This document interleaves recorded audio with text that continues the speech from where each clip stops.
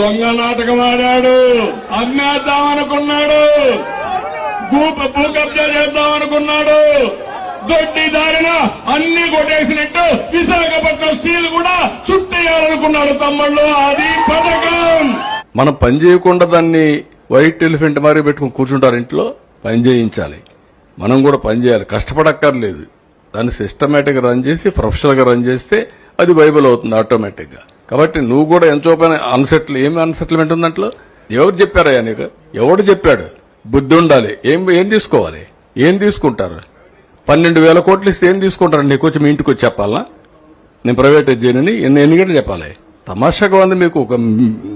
నేను కూడా చూస్తున్నాను, కొంతమందిని కావాలని ఏదో కలబెడతానే ఉండాలని కలబెడతా ఉంటారు. వాళ్ళకి ఏం పని లేదు. మొన్న ఇదే మరి నాకు అక్కడ ఒకటి జరిగింది. ఏ ఇండస్ట్రీ రానివ్వకుండా చేస్తే కెమికల్ ఫ్యాక్టరీలో పీడీ కింద పెట్టినాక అన్ని సెట్ అయిపోయినాయి. ఎత్తిపోయి లోపలేస్తే ఇంక డిస్టర్బెన్సీ లేదు, అన్ని ఇండస్ట్రీస్ బాగున్నాయి, రాష్ట్రం కూడా బాగుంది.